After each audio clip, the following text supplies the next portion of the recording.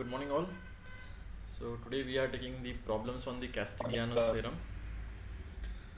Okay, in the yesterday lecture, or in the previous lecture, we have seen strain energy, that is the method based on the strain energy principle. After that, we have started Castigliano's first theorem.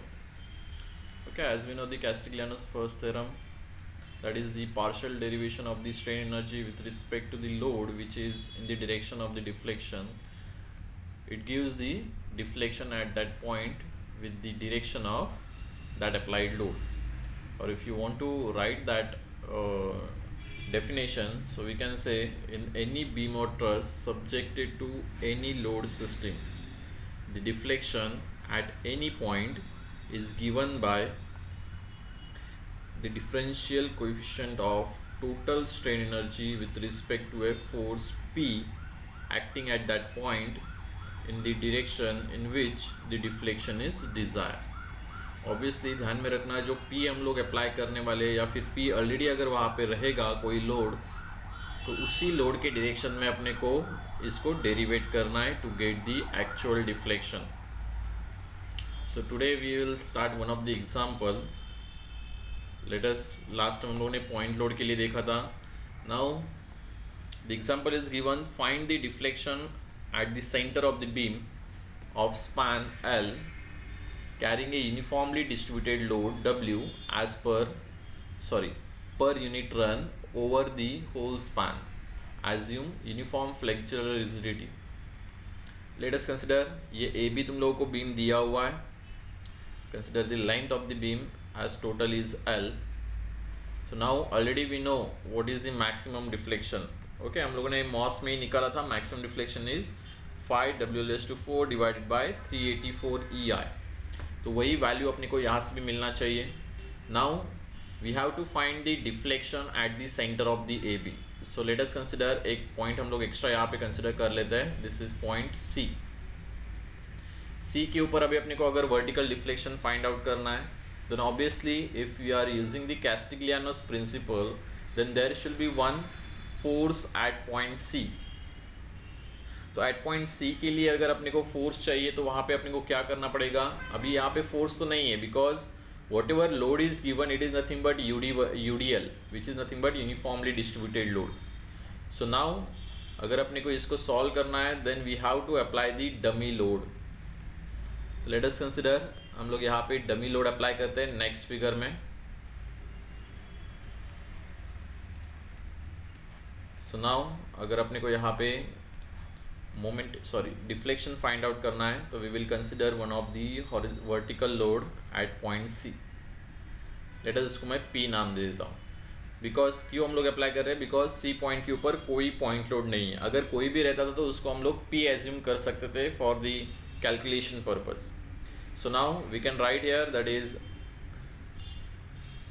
To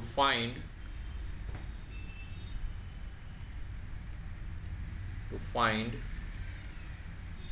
vertical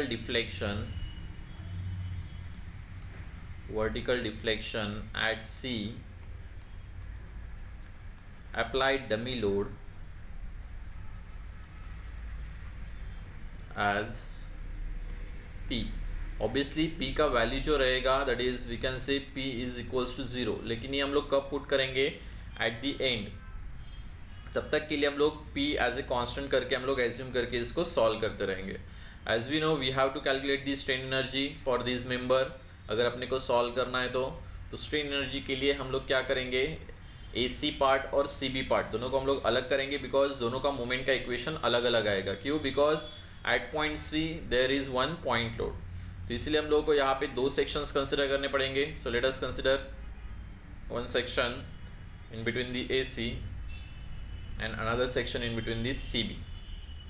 So now उसके लिए अपने को origin consider करना पड़ेगा. So let us consider for the AC part A as a origin. For the BC section let us consider B as a origin. C origin consider किया तो भी चलेगा. anything will not be changed. अगर तुम लोग origin change करते हो तो सिर्फ क्या होगा, तुम लोगों का जो इक्वेशन है और लिमिट है वो चेंज हो जाएगा. तो लेट अस कंसिडर, हम लोग टेबुलर फॉर्म में इसका स्ट्रेन एनर्जी निकालते हैं. सो स्ट्रेन एनर्जी के लिए टेबल हम लोग बनाएंगे, दैट इज मेंबर। अभी देखो फर्स्टली अपने को अगर टेबल बनाना है तो पहले अपने को यहाँ पे रिएक्शंस पता होने चाहिए at point A and at point B. So to find out the reaction, let us consider reactions. तो रिएक्शन के लिए सिंपल हम लोग we will use the static equilibrium equations. So दोनों सिमेट्रिक है, ए और बी पॉइंट पे अगर चेक करोगे, लोडिंग भी चेक करोगे तो दोनों पॉइंट क्या है, सिमेट्रिक है। So we can directly say R A will be equals to R B will be equals to total downward force divided by 2। Total downward force अगर चेक करोगे तो यूडीएल का आएगा WN2L प्लस अपने पास P भी है divided by 2। This is the total downward force that is WL plus P and उसको हम लोग डिवाइड करेंगे 2 से। तो इसलिए अपने को मिल जाएगा reaction at point A as well as reaction at point B. Now if you find out the moment, तो मोमेंट के लिए देखो अभी हम लोग टेबुलर फॉर्म नहीं कर रहे बिकॉज ये बहुत छोटा प्रॉब्लम है। सो let us consider AC part के लिए अगर चेक करेंगे हम लोग, तो यहाँ पे मैं रिएक्शंस ऑलरेडी लिख देता हूँ, that is WL plus P divided by 2।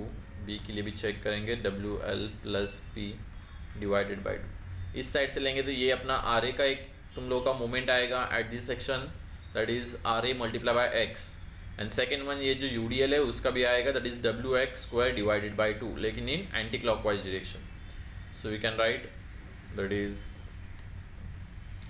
MX will be equals to WL plus P divided by 2 multiply by x minus left hand side से ले रहे हैं हम लोग, तो लेफ्ट हैंड साइड के ऊपर clockwise positive, anti clockwise negative, तो माइनस नेक्स्ट वन आएगा that is WX² divided by 2। So this is nothing but moment equation for AC part. Similarly अगर मैं moment equation for BC part निकालता हूँ तो ये भी सेम ही आएगा, that is WL plus P divided by 2 into x minus WX² divided by 2 for BC part. अगर check करोगे तो देखो साइन कन्वेंशन रिवर्स हो जाएगा, राइट हैंड साइड कंसिडर कर रहे हैं तो ये आ जाएगा RB into x. RB into x anti clockwise, right hand side के ऊपर एंटी क्लॉकवाइज पॉजिटिव, तो इसलिए ये WL plus P divide by 2 into x आ गया पॉजिटिव, माइनस WX² बाई 2 जो यूडीएल है यहाँ पे राइट हैंड साइड के ऊपर, उसका मोमेंट क्लॉकवाइज में आएगा, राइट हैंड साइड के ऊपर क्लॉकवाइज नेगेटिव आता है। तो simple we will start the calculation for the strain energy, that is U will be equals to integral of, पहला हम लोग कंसिडर करेंगे AC पार्ट के लिए, तो that will be 0 to L by 2 multiply that is MX²। देखो दोनों का MX का वैल्यू सेम ही है, तो MX² divided by 2EI into DX plus BC part के लिए भी अगर हम लोग कैलकुलेट करते तो ये भी 0 टू L बाई 2 ही लिमिट है उसका, और MX का वैल्यू उसके लिए भी सेम ही है। तो हम लोग दोनों के लिए जो वैल्यूज़ है वो एक साथ लिख सकते हैं, दैट इज़ दोनों का अगर एडिशन करेंगे सेम है, इसीलिए सब वैल्यूज़ अगर सेम रहेगी तो ही हम लोग उस दोनों का एडिशन कर सकते हैं। That will be 2 integral of 0 to L by 2 in bracket, अभी अपने को यहाँ पे MX का वैल्यू पता है, that is WL plus P divided by 2 into x minus WX² divided by 2। Okay, इसको हम लोग एक और ब्रैकेट देते हैं so that we can write it properly, divided by 2EI। So if you observe this 2 and this 2 will get cancel, numerator और denominator में से जो तुम लोगों का U है वो 2 है वो कैंसिल हो जाएगा। सो U का अगर वैल्यू अगर चेक करोगे, दोनों को अगर हम लोग यहाँ पे स्क्वायर करते तो इसको हम लोग एक्सपांड करेंगे to get the values, then we will integrate it. तो एक्सपांड के लिए देखो यहाँ पे अगर चाहिए तो देखो इसको एक्सपांड करने की जरूरत नहीं, डायरेक्टली भी हम लोग ले सकते हैं derivative and then we will take the integration. Okay, because अपना ये U का वैल्यू है, अगर अपने को डिफ्लेक्शन फाइंड आउट करना है तो we have to take the derivation, that is deflection at the centre will be nothing but del U by del P।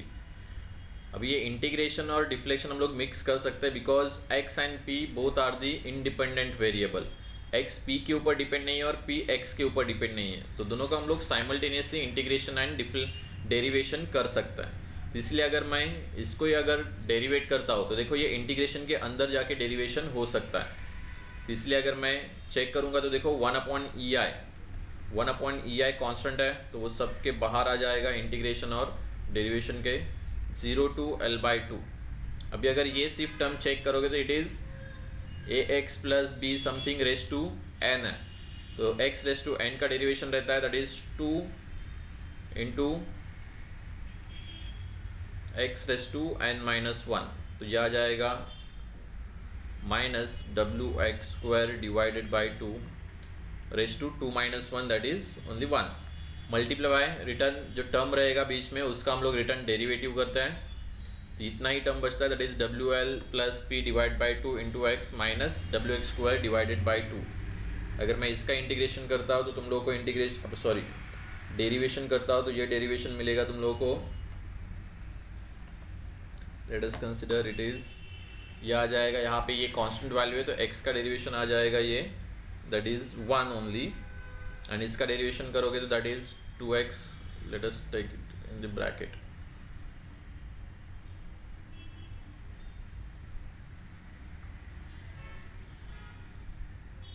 अगर चाहिए तो पूरा एक्सपांड करके किया तो भी चलेगा, डोंट वरी, लेकिन हम लोग डायरेक्टली अप्लाई कर रहे हैं। तो ये जो आएगा that is WL plus P divided by 2 minus 2wx divided by 2। Okay, ये w/2 सिर्फ कांस्टेंट है, x रेस टू 2 का आ जाएगा 2x रेस टू 1, तो यहाँ से हम लोग सिर्फ इसको कैंसिल करेंगे, ये कैंसिल हो जाएगा और इतना ही बचेगा। मल्टीप्लाई बाई dx जो इंटीग्रेशन के लिए था वो वैसे के वैसे रहेगा। आफ्टर दैट रिटर्न इसको अगर हम लोग सिंप्लीफाई करेंगे तो ये 1/EI वैसे रहने वाला है, ये 0 to L/2। इसको हम लोग सिंप्लीफाई कर सकते हैं। इफ़ यू ऑब्जर्व ये देखो ये 2 कॉमन है और ये 2 देखो दोनों में से अगर डिनोमिनेटर में से 2 निकाल दिया तो ये 2 कैंसिल हो सकता है, तो अंदर जो वैल्यू बचेगी it is nothing but WL, ये x में मल्टीप्लाई कर लेता हूँ अंदर that is WLX plus PX minus WX² multiply by दूसरे ब्रैकेट में देखो क्या बच रहा है यहाँ पे दैट इज़ WL/2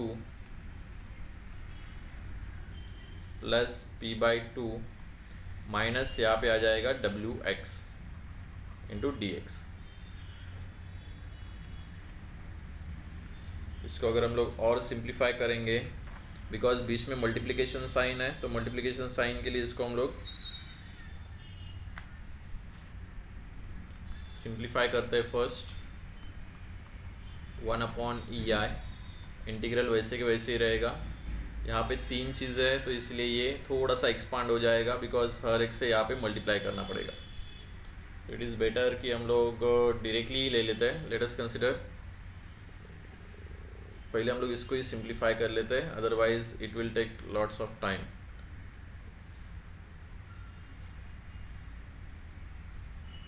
बिकॉज इसमें से अगर 2 निकाल लेते हम लोग तो ये बाहर चला जाएगा, WL plus PX minus WX²। Wait for a second, हम लोग इसको सिंप्लीफाई करने का ट्राई करेंगे बिकॉज दोनों में से अगर एक्सपांड करके अगर जल्दी आ रहा है then we will take the expansion, otherwise we will directly take the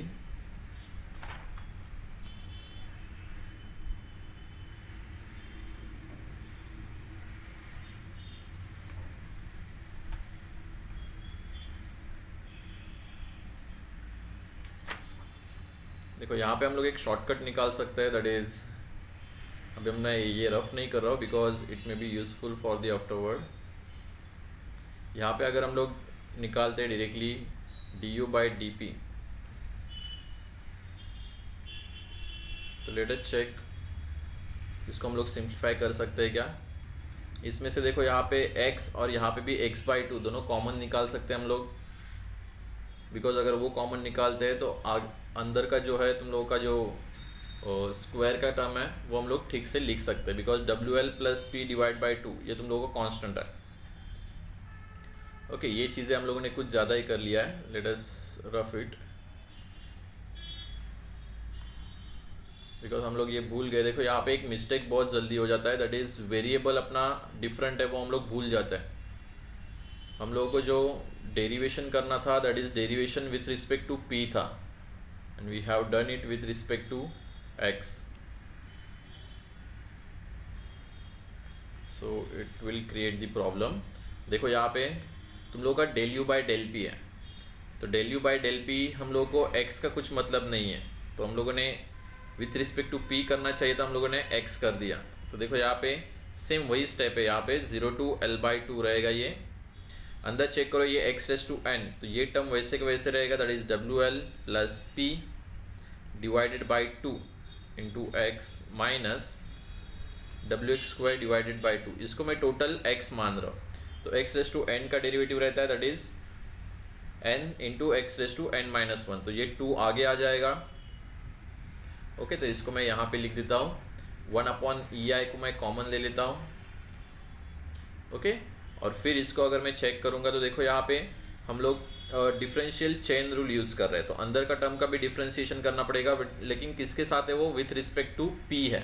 तो विथ रिस्पेक्ट टू p है मतलब WX स्क्वायर डिवाइडेड बाई 2। जब मैं विथ रिस्पेक्ट टू p कर रहा हूँ तो ये टर्म क्या हो जाएगी, कांस्टेंट हो जाएगी। तो derivative of the constant term क्या रहता है, it is 0। In the same way जब मैं सिर्फ WL plus p divided by 2 into x, इसका अगर डेरिवेटिव करूँगा, साइड में करता हूँ मैं उसका डेरिवेटिव। देखो WL plus p divided by 2 multiply by x है ये, तो इसका अगर हम लोग डेरिवेशन करते हैं तो ये x तो कांस्टेंट रहेगा, सिर्फ डेरिवेटिव क्या आएगा, WL बाई 2 प्लस p का।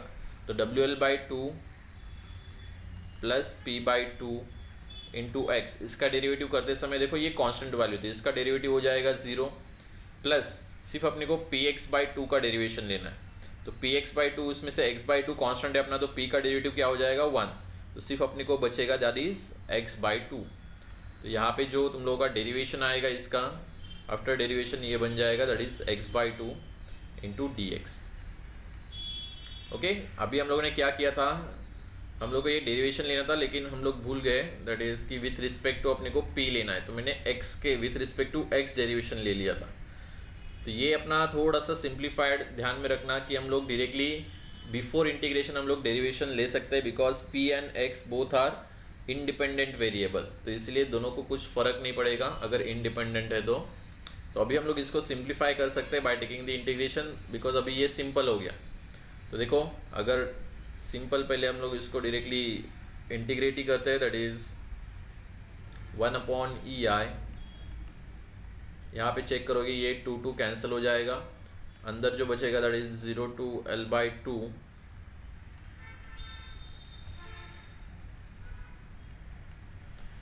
अगर अंदर इसका अगर मल्टीप्लिकेशन करते हैं तो देखो ये सिर्फ x अंदर मल्टीप्लाई हो जाएगा, ये भी इसको मल्टीप्लाई हो जाएगा, तो ये आ जाएगा WX square divided by 2 plus ये p by 2 multiply by x, तो ये आ जाएगा px स्क्वायर डिवाइडेड बाई 2, और लास्ट वन ये आ जाएगा WX स्क्वायर x क्यूब, ठीक है, बिकॉज यहाँ पे ऑलरेडी स्क्वायर है, ये मल्टीप्लाई हो जाएगा, तो ये आ जाएगा WX क्यूब डिवाइडेड बाई 2। सब में डिवाइडेड बाई 2 कॉमन है, वो भी निकाल दिया कांस्टेंट तो भी चलेगा, अदरवाइज वैसे इंटीग्रेट करो तो भी चलेगा। सो लेट अस कंसिडर 2 कॉमन निकाल दिया, तो ये यहाँ पे बचेगा 1 अपॉन 2 EI। इंटीग्रेशन कर लेते हैं हम लोग directly, with respect to x integration है, तो यहाँ पे 2 कॉमन निकाल दिया है, तो बचेगा सिर्फ WL, और x स्क्वायर का इंटीग्रेशन आएगा x cube divided by 3 plus यहाँ पे भी हम लोग का p कांस्टेंट है, x स्क्वायर का इंटीग्रेशन करेंगे तो यह आ जाएगा x क्यूब, रिटर्न यह आ जाएगा divided by 3 minus w constant है अपना, x क्यूब का इंटीग्रेशन आ जाएगा x raise to 4 divided by 4, और अपना लिमिट जो है it is 0 to l by 2। तो once we put the value of limit, तो देखो 0 की लिमिट में हर एक में x का टर्म है तो 0 हो जाएगा, सिर्फ यहाँ पे अपर लिमिट ही बचेगा, तो यह आ जाएगा 1 अपॉन 2 EI इन ब्रैकेट, यहाँ पे अगर मैं l बाई 2 पुट करता हूँ तो यह आ जाएगा WL इंटू l बाई 2 का cube, that is l cube divided by 8 into 3 plus ये भी आ जाएगा p into l cube divided by 8 into 3 minus ये आ जाएगा w into l raise to 4 divided by 2 raise to 4 आ जाएगा 16 इंटू 4। यही अगर हम लोग कंबाइन करते हैं टोटल, तो देखो इसमें से अभी पी का वैल्यू हम लोग पुट कर सकते हैं बिकॉज पी का वैल्यू क्या है एक्चुअल में, it's 0. Okay, so we can directly find out for p is equals to 0. p अगर 0 करते हैं तो हम लोग ये बीच वाला टर्म यहाँ पे माइनस कर लेंगे, सिर्फ यहाँ पे बचेगा, that is delta will be equals to 1/2 EI in bracket WL raised to 4 divided by 24 minus WL raised to 4 divided by 16 into 4, that is 64. तो इसका अगर कैलकुलेशन करोगे तो it is coming around, that is delta will be equals to, check करो इसका ये कितना आ रहा है टोटल तुम लोग का multiplication. I think it is around 5 divided by 384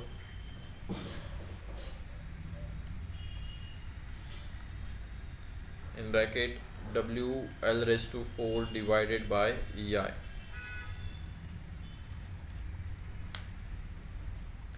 understood?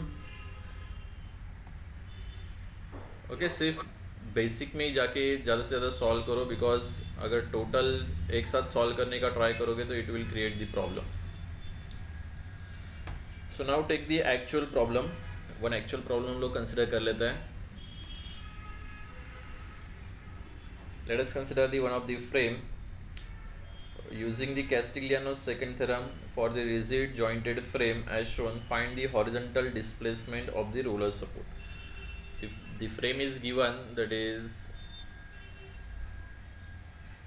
let us consider this frame.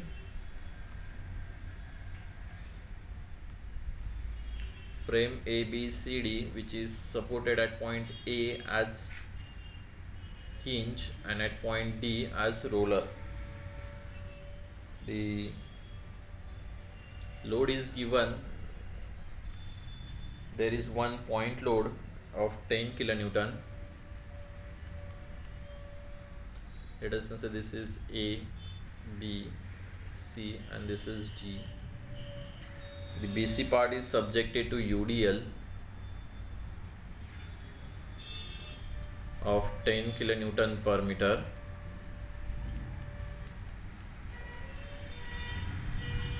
Load is applied at this E point. Let us consider this is as E point. The distance is, this is 3 meter, this is 2 meter. The horizontal distance of the BC is 4 meter and this CD is 5 meter. So we have given, that is using the Castigliano's theorem, find the horizontal displacement of point D. यहाँ पे बोला गया है तुम लोगों को find the horizontal displacement of D, that is इसको हम लोग बोल सकते हैं, that is delta H D बोल सकते हैं, दैट इज हॉरिजॉन्टल, और we can say x D. Okay, अगर एक्स डी बोलता हो तो एक्स के डायरेक्शन में, दैट इज हॉरिजॉन्टल डायरेक्शन में अपने को डिफ्लेक्शन फाइंड आउट करना है at point D which is roller. Given data है अपने को, ई का वैल्यू दिया है, that is E will be equals to 210 into 10 raised to 3 newton per M square. Next अपने को आई दिया हुआ है, that is moment of inertia, that is 2 into 10 raised to 8 mm raised to 4. Okay, सब चीज़ें given है, ध्यान में रखना. If you are finding out any deflection, please check पहले यहाँ पे डिफ्लेक्शन कंसिडर हो सकता है कि नहीं. Now if you consider the D point, तो डी पॉइंट पे हॉरिजॉन्टल डिस्प्लेसमेंट पॉसिबल है बिकॉज हॉरिजॉन्टल में कोई रिएक्शन नहीं है. So we can find out the horizontal displacement और horizontal deflection at point D. Vertical में अगर बोलोगे तो वर्टिकल में देखो यहाँ पे ऑलरेडी रिएक्शन है, तो हम लोग कितना भी लोड लगाएंगे तो वर्टिकल में उसका डिफ्लेक्शन कितना रहेगा, 0. तो बाई चांस कभी कभी क्या करते हैं, कंफ्यूज करने के लिए अपने को रिएक्शन के डायरेक्शन में ही अपने को डिफ्लेक्शन फाइंड आउट करने के लिए बोलते हैं. तो यहाँ पे अगर वर्टिकल डिफ्लेक्शन पूछेंगे तो डायरेक्टली हम लोग बोल सकते हैं डेल्टा इज इक्वल्स टू 0. या फिर कभी कभी उसको प्रूव करने के लिए भी अपने को बोला जाता है कि prove that the vertical deflection at point D is equals to 0 by using Castigliano's theorem. तो कैस्टिग्लियानोस थ्योरम में हम लोग जो जो मेथड्स यूज़ करते हैं या फिर स्टेप्स यूज़ करते हैं, we will follow all the steps to check this vertical displacement 0 और नॉट. तो इसलिए ध्यान में रखना और क्वेश्चन ठीक से पढ़ो, उससे तुम लोगों को पता चल जाएगा कि एक्चुअल में तुम लोगों को एग्जामिनर को क्या एक्सपेक्टेड है। अगर 2-3 मार्क के लिए अगर पूछेंगे तो वर्टिकल डिफ्लेक्शन के लिए तो डायरेक्टली हम लोग 0 लिख के बोल सकते हैं, there is reaction which is opposing the displacement. Okay, तो let us start with the example. तो देखो यहाँ पे अभी अपने को ऑलरेडी फ्रेम दिया है, कैस्टिग्लियानोस थ्योरम से सॉल्व करना है, तो ऑब्वियसली अपने को स्ट्रेन एनर्जी निकालना पड़ेगा। So to find out the strain energy, देखो यहाँ पे एक एक सेक्शन ए से लेके ई तक यूनिफॉर्म है, तो ए के लिए अलग मोमेंट आएगा, ई से लेके बी के लिए अलग मोमेंट आएगा, बी सी के लिए अलग आएगा और सी डी के लिए अलग आएगा। तो इसलिए यहाँ पे 4 सेक्शंस बनेंगे। तो चारे के लिए हम लोग क्या करेंगे, टेबुलर फॉर्म में हम लोग वर्क करेंगे। तो let us consider part. Okay, और ये टेबल बनाने से पहले हम लोग क्या करते हैं, we will find out the first reactions. तो रिएक्शंस फाइंड आउट करने के लिए देखो यहाँ पे लेट अस कंसिडर, यहाँ पे एक वर्टिकल रिएक्शन है, there is one horizontal reaction और यहाँ पे एक वर्टिकल। एज्यूम कर लेते हैं we will take equilibrium equation, that is summation of moment at point A is equals to 0। Okay, अभी एक यहाँ पे ध्यान में रखो, हम लोग क्या निकाल रहे हैं, we have to find out the horizontal displacement at point D. लेकिन एट पॉइंट डी के ऊपर कोई लोड है क्या, नहीं है। लेकिन अपना जो कैस्टिग्लियानोस थ्योरम है वो एप्लीकेबल कब रहेगा, जब अपने को डिफ्लेक्शन फाइंड आउट करना है उस पॉइंट के ऊपर, वहाँ पे उसी डायरेक्शन में लोड चाहिए, तभी हम लोग वहाँ पे डिफ्लेक्शन फाइंड आउट कर सकते हैं बाय यूजिंग दी कैस्टिग्लियानोस थ्योरम। लेकिन अगर ऑब्जर्व करोगे तो डी पॉइंट के ऊपर कोई हॉरिजॉन्टल लोड नहीं है। So for that reason we will apply the dummy horizontal load at point D. Okay, already we know यहाँ पे अपने को क्या करना पड़ेगा, हॉरिजॉन्टल लोड अप्लाई करने का, जिसका वैल्यू क्या रहेगा 0। So that before calculation of these reactions we will apply the point load, that is horizontal point load at point D, which is dummy load. So let us consider, यहाँ पे मैं P consider कर रहा हूँ for the dummy load.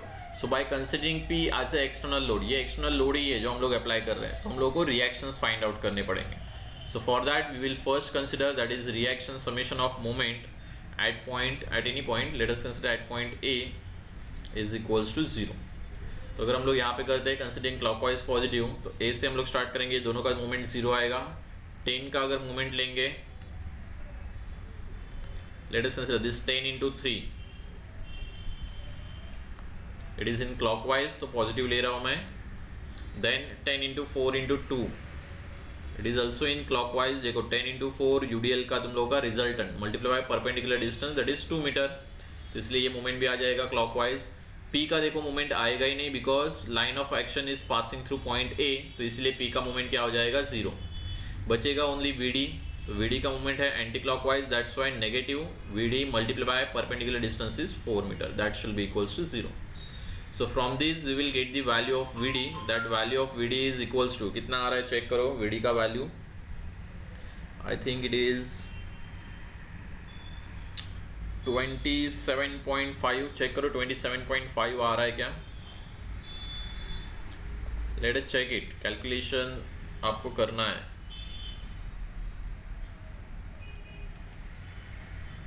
yes or no, VD is equals to 27.5, whether it is right or wrong, please check।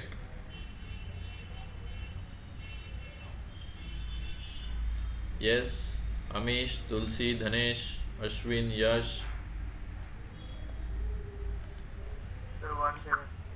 Sir 1 minute. Correct है sir, 27.5। Okay, so we will write VD is equals to 27.5 kilo newton, which is upward positive ही आ रहा है। So if you know the value of VD, we can find out the value of VA by considering summation of vertical forces is equals to 0. So now if we consider summation of vertical forces is equals to 0, at that time we will take vertically upward force positive. So we can write that is VA plus VD will be equals to, that is 10 into 4। एक ही यहाँ पे vertical force check करोगे तो external 10 into 4 which is acting downward, तो इसलिए हम लोग इसको बैलेंस कर सकते हैं, upward force is equals to downward force. तो from this we will get the value of VA which is nothing but 40 minus 27.5 which is nothing but 12.5 kilo Newton.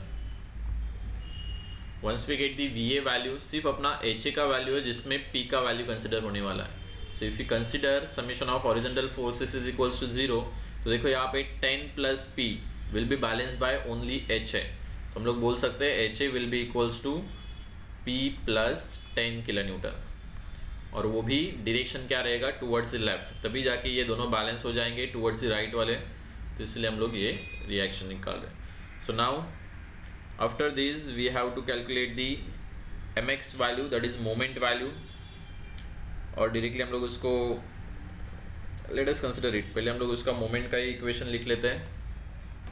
हर एक के लिए अलग अलग रहेगा. देखो ए के लिए चेक करेंगे तो ए का वैल्यू अलग है,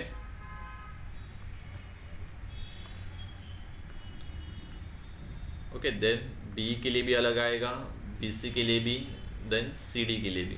इट डिपेंड्स ऑन यू, तुम लोग को सेंटर कौन सा कंसिडर करना है. If you consider the A part, तो ए पार्ट के ऊपर चेक करोगे तो बहुत कम फोर्सेस है, तो इसलिए ए ओरिजिन कंसिडर करेंगे हम लोग. सिमिलरली जब मैं बी ई की बात कर रहा हूँ, तो बी के लिए हम लोग भी रिटर्न ई पार्ट कंसिडर करेंगे. ए किया तो भी चलेगा, लेकिन इट डिपेंड्स ऑन यू, ई करना है एक है, ए करना है. बी सी के लिए चेक करेंगे तो लेफ्ट हैंड साइड से अच्छा है मैं राइट हैंड साइड यूज़ करूँगा, बिकॉज वहाँ पे नंबर ऑफ फोर्सेस कम है. तो इसके लिए सी ओरिजिन कंसिडर करूँगा, और सी डी के लिए हम लोग ऑब्वियसली डी ओरिजिन ही हम लोग कंसिडर करेंगे, so that we will avoid the extra forces. तो अभी इसके लिए अगर मैं मोमेंट कंसिडर करता हूँ, तो लेट अस कंसिडर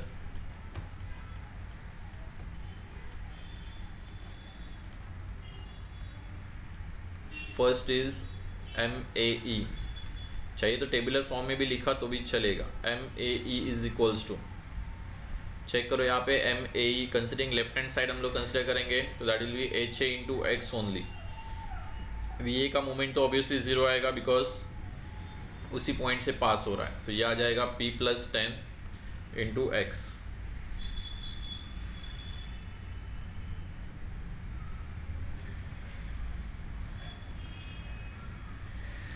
नेक्स्ट हम लोग कंसिडर करेंगे that is B E part के लिए. तो बी ई पार्ट के लिए अगर चेक करोगे तो ये 10 का मोमेंट आएगा, it is in anti clockwise, 10 into x minus, and then ये इसका आएगा रिटर्न 10 प्लस पी का, that 10 plus P multiply by total distance will be X plus 3. तो ये आ जाएगा रिटर्न एम बी ई के लिए, that is 10 plus P multiply by x plus 3 minus 10 into x. Okay, 10 plus P को हम लोग कुछ कांस्टेंट वैल्यू भी कंसिडर कर सकते हैं, बिकॉज देखो दोनों इसमें ये कांस्टेंट ही है which is depend on the P, तो बाद में देखागा तो भी चलेगा. देन बी सी के लिए चेक करेंगे हम लोग. तो बी सी के लिए देखो यहाँ पे ये 10 into X square divided by 2, ये तो आएगा क्लॉकवाइज, राइट हैंड साइड पे clockwise will be negative. Then this 27.5 उसका आ जाएगा anti clockwise 27.5 multiply by x.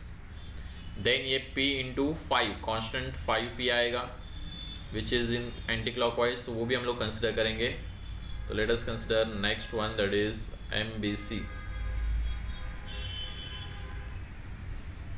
First one that is 27, और लेट अस कंसिडर ये 5p कंसिडर कर लेते हैं which is in anti clockwise, plus 27.5 into x minus 10x square divided by 2.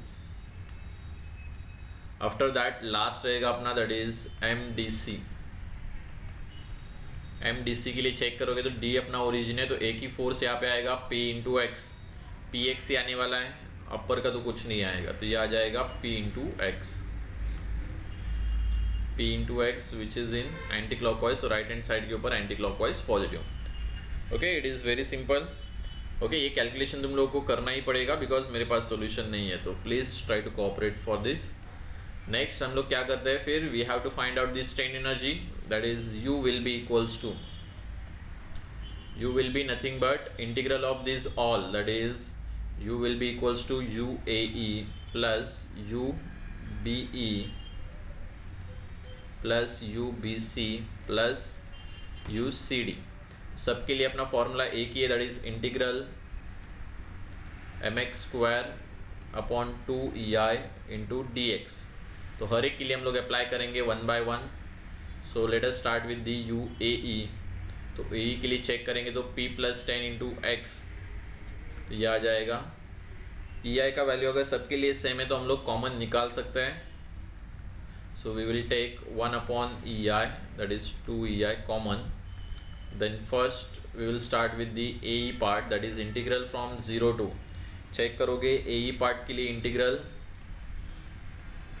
ए का देखो 3 मीटर का लेंथ है, तो ये आ जाएगा 0 टू 3 एज ए ओरिजिन, तो इसलिए 0 टू 3 आएगा ये। देन मोमेंट का स्क्वायर, तो ये आ जाएगा p प्लस 10, ओके, उसका स्क्वायर मल्टीप्लाई बाय x का square multiply bye D x plus second one हम लोग करेंगे दैट इज बी ई के लिए, तो ये आ जाएगा 0 टू एल। तो ये यहाँ पे लेंथ देखो चेक करेंगे हम लोग, तो ये आ जाएगा 2 मीटर का लेंथ है, तो ये आ जाएगा 0 टू 2। और हम लोगों ने ये निकाला हुआ है ऑलरेडी मोमेंट बी ई के लिए।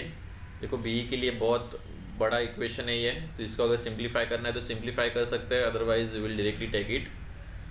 चेक करोगे तो लेट अस सिंप्लीफाई इट। अगर इसको हम लोग सिंप्लीफाई करते हैं तो पहले से भी इसको मल्टीप्लाई करेंगे, that is 10x plus 30 plus px plus 3p, okay, minus 10 into x. यहाँ से देखो 10 कैंसिल हो जाएगा, सिर्फ बचेगा यहाँ पे 30 plus px plus 3p, 30 plus px plus 3p। Simplify करके पुट करोगे तो ये थोड़ा सा तुम लोगों को ईजी चला जाएगा। देन नेक्स्ट आ जाएगा that is integral 0 to 4, that is for the BC part. तो BC पार्ट के लिए भी अगर देखो चेक करोगे तो ये इतना बड़ा तुम लोगों का इक्वेशन है, इसको हम लोग सिंप्लीफाई नहीं कर सकते, तो डायरेक्टली हम लोग पुट करेंगे। देखो इक्वेशन कितना भी बड़ा हो उससे कुछ फर्क नहीं पड़ेगा, because x and p both are the independent variable. 10x square को यहाँ पे मैं 5x स्क्वायर डाल देता हूँ, उसका square multiply by dx। And the last one that is for the DC part. तो DC पार्ट के लिए आएगा that is 0 to 5 p square x square multiply by dx। Whatever ये जो इंटीग्रेशन है, ये इंटीग्रेशन हम लोग डायरेक्टली करेंगे तो it will be difficult, so we will take the derivative first, that is we know that is delta will be nothing but derivative of strain energy with respect to that dummy load, so will be equals to, इसको इसी equation को हम लोग अभी derivative करने वाले हैं, तो वॉट एवर कॉन्स्टेंट वैल्यू वैसे के वैसे ही रहेगा, दैट इज 1 अपॉन 2EI। अभी देखो इंटीग्रेशन पार्ट हर एक के लिए सेम ही रहेगा, दैट इज 0 टू 3। अगर इसको मैं डेरिवेट करता हूँ, लेकिन डेरिवेशन देखो क्या है, विद रिस्पेक्ट टू p है, तो डेरिवेशन ये x स्क्वायर का तो होगा नहीं, तो x स्क्वायर वैसे के वैसे रहेगा। मल्टीप्लाई में इसलिए कांस्टेंट वैल्यू साइड में कर रहे हैं, मल्टीप्लाई बाय ये क्या आ जाएगा 2 in bracket p plus 10, 2 in bracket p plus 10, और p प्लस 10 का सेपरेटली हम लोग डेरिवेशन लेंगे तो p का डेरिवेशन 1 आएगा और 10 का 0, इसलिए यहाँ पे मल्टीप्लाई करने की जरूरत नहीं, ये अपना हो गया फर्स्ट टर्म। देन सेकेंड हम लोग चेक करेंगे तो 0 टू 2, इसके लिए भी विथ रिस्पेक्ट टू p अगर उसको मैं डेरिवेट करता हूँ तो ये आ जाएगा 2 in bracket 30 plus px plus 3p आएगा, और इसका रिटर्न डेरिवेशन करेंगे 1 बाय 1, तो 30 का 0 आएगा, p का आ जाएगा 1 दैट इज x ओनली, और प्लस यहाँ पे रिटर्न इसका डेरिवेशन करेंगे तो ये आ जाएगा 3, तो यहाँ पे ये वैल्यू बच रहा है that is x plus 3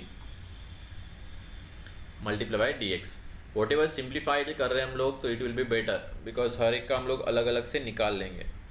then next one अपना आ रहा है दैट इज 0 टू 4, इस टर्म का derivative with respect to p, तो यह आ जाएगा 2 in bracket 5p plus 27.5x minus 5x square multiply by return इसका डेरिवेशन लेंगे, तो देखो ये दोनों टर्म का डेरिवेशन 0 आएगा, सिर्फ यहाँ पे 5p का डेरिवेशन आएगा दैट इज 5। देखो यहाँ पे एक और है, एक बार तुम लोगों ने डेरिवेशन ले लिया then we can put the p का वैल्यू 0, बिकॉज उसके बाद p का कुछ यूज़ नहीं है। Last derivation that is 0 to 5, इसका डेरिवेशन लेंगे तो X square is constant value, P square का आएगा 2p ओनली। नाउ यहाँ पे हम लोगों को p का जो तुम लोगों का यहाँ पे जो नीड है वो खत्म हो गया है। So if you want to put the value of p is equals to 0 तो यहाँ पे पुट कर सकते हो, बिकॉज एक्चुअल वैल्यू अगर हम लोग चेक करेंगे p का तो इट इज़ 0। p हम लोगों ने खुद से अप्लाई किया था, it is dummy load. Before derivation अपने को p का वैल्यू पुट नहीं करना है, वो ध्यान में रखो। यहाँ पे भी हम लोग बाद में ही पुट करते हैं, लेकिन to avoid this confusion for the calculation we can directly put the value of p is equals to 0 so that we can smoothly take the integration। तो यहाँ पे अगर इंटीग्रेशन हम लोग ले रहे हैं, सेम देखो यहाँ पे 1/2 इन ब्रैकेट यहाँ पे चाहिए, तो ये देखो ये p का वैल्यू अगर 0 हो गया तो यहाँ पे बचेगा सिर्फ 20 इंटू एक्स स्क्वायर। तो 20 इंटू एक्स स्क्वायर का डेरिवेटिव आ जाएगा, that is x cube divided by 3। Limit है 0 to 3 प्लस इसमें भी अगर p का वैल्यू 0 पुट कर दोगे तो ये वैल्यू और ये वैल्यू, ये दोनों वैल्यूज यहाँ पे चले जाएंगे, px प्लस 3p बचेगा सिर्फ यहाँ पे 2 into 30 that is 60।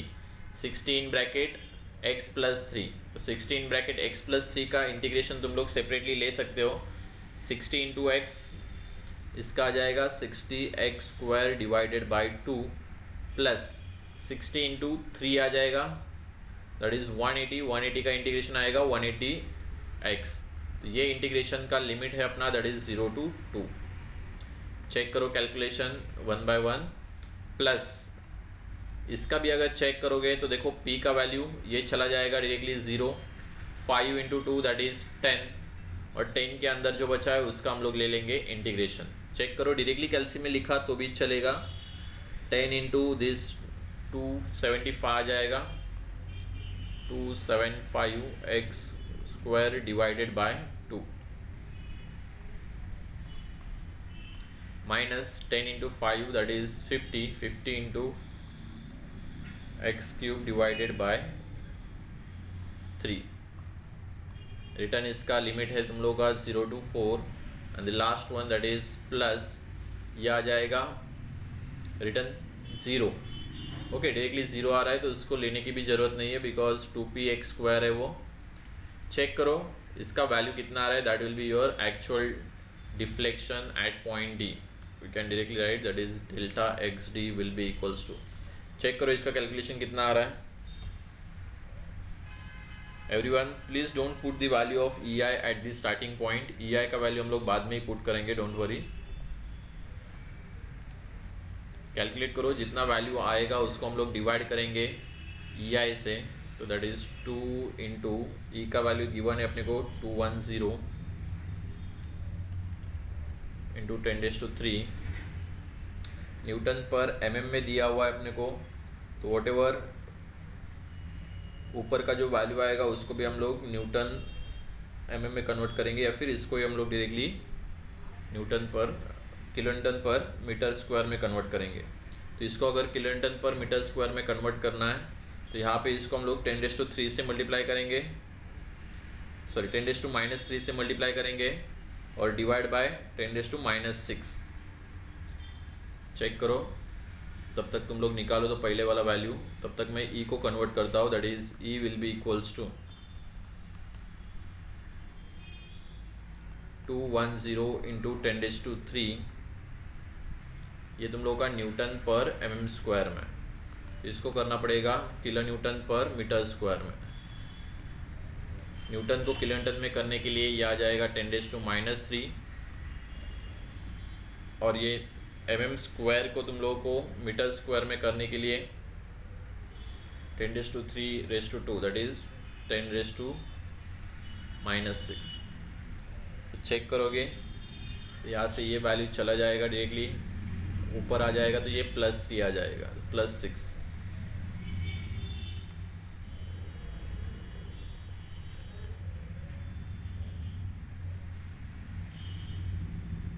To 210 into 10⁻⁶ kilo newton per metre square. Similarly जब आई का वैल्यू हम लोग कन्वर्ट करेंगे तो I will be equals to given है अपने को, दैट इज 2 इंटू 10⁸ mm⁴। तो इसको रिटर्न मीटर में कन्वर्ट करने के लिए हम लोग 2 इंटू 10⁸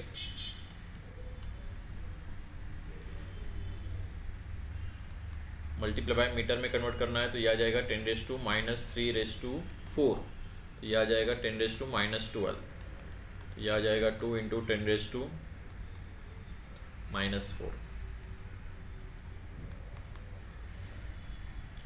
ओके, वॉट एवर आ रहा है हम लोग को यहाँ पे पुट करना है। Please tell me the value of sir -186.67 upon 2 EI -186.67 divided by 2 EI। Okay, minus आया प्लस आया उससे कुछ मतलब नहीं है, डोंट वरी, उससे कुछ फर्क नहीं पड़ेगा। तो इसको हम लोग रिटर्न डिवाइड करेंगे। देखो सब हम लोगों ने वैल्यूज़ किलोमीटर मीटर में लिया, इसलिए मैंने ये वैल्यूज़ भी किलोमीटर मीटर में कन्वर्ट कर लिया। इफ़ यू वांट ऊपर का वैल्यू भी तुम लोग न्यूटन में कन्वर्ट कर सकते हो, डिपेंड्स ऑन यू। तो ई का वैल्यू है अपने पास, दैट इज़ 210 मल्टीप्लाई 10⁶, और तुम लोग का जो आई का वैल्यू है वो भी अपने पास 2 into 10⁻⁻⁴।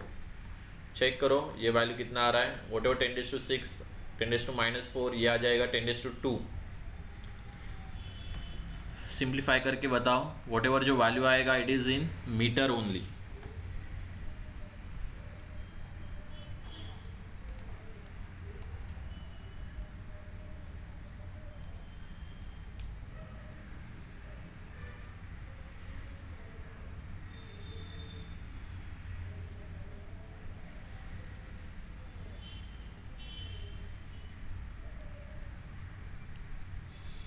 Sir yes sir -2.22 into 10⁻³